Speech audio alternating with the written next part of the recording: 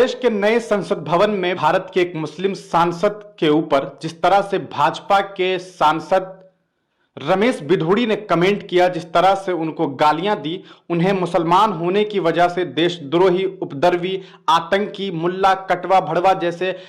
अशोभनीय शब्दों का इस्तेमाल किया, उनके साथ असंसदीय शब्दों का इस्तेमाल करते हुए इस बात को साबित किया कि देखो इस देश में मुसलमानों की क्या हैसियत है कि देश के संसद में भी मुसलमानों को गालियां दी जा सकती है। और पीछे बैठे हुए लोग उस वक्त संसद भवन में तालियां बजा रहे थे, तो कोई हंस रहे थे, तो कोई मुस्कुरा रहे थे, और उसकी तस्वीर लोकसभा टीवी, संसद टीवी में कैद हो रही थी। आपको बता दें, इस पूरे मामले के बाद आज देश भर में चर्चाएं हो रही हैं। न सिर्फ देश भर में बल्कि दुनिया के अलग अलग अखबारों में और न्यूज के पोर्टल्स में भारत के संसद भवन की वो वीडियो दिखाई जा रही है कि देखिए देश के लोकसभा में मुसलमानों को लेकर के भारतीय जनता पार्टी का नेता क्या कुछ कह रहा है और किस तरह से मुसलमानों को गालियां दी जा रही है। इस पूरे मामले के बाद देश के कई दलों के नेता आज भारतीय जनता पार्टी के विरोध में बातें लिख रही है। सोशल मीडिया पर कई सारे लोग विरोध जता रहे हैं। हालांकि ये वक्त तो ऐसा है कि देश के तमाम विपक्षी दलों को एक साथ एकजुट होकर के धरना प्रदर्शन करना चाहिए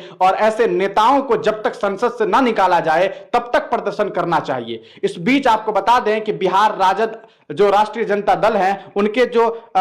एसटी सेल के बिहार अध्यक्ष हैं अनिल कुमार साधु, जो कि साधु पासवान हैं, उन्होंने ट्वीट करके लिखा है कि काश मैं लोकसभा में होता तो बिधूड़ी के साथ पुश्ते याद रखती, ये संगी लातों के भूत होते हैं। मतलब साफ है कि साधु पासवान साहब कह रहे हैं कि काश आज मैं होता तो आज उनको उन्हीं के जबान में ऐसा सिखाता कि उनकी 7 पुश्तें याद रखती। आपको बता दें कि जिस तरह से, जिस लहजे के साथ इस रमेश बिधूड़ी ने मुस्लिम सांसद को गालियां दी, उनके साथ मुसलमान होने की वजह से उनको गालियां देते हुए उनको ये बताया कि देख लो तुम्हारी हैसियत क्या है कि तुम्हारे सदन में बैठ करके देश की सबसे बड़ी कह सकते हैं जो कॉन्स्टिट्यूशनल बिल्डिंग है उसमें बैठ करके तुम्हें हम गालियां देंगे और मेरा कुछ नहीं हो सकता है। मेरे साथ मेरे देश के प्रधान हैं और यही वजह है कि उसने बगैर कुछ सोचे समझे एक मुसलमान व्यक्ति को न सिर्फ आतंकी कहा, यहां तक कि उसे उपद्रवी कहा, उन्हें कटवा कहा, मुल्ला कहा, भड़वा कहा और यहां तक यह भी कह दिया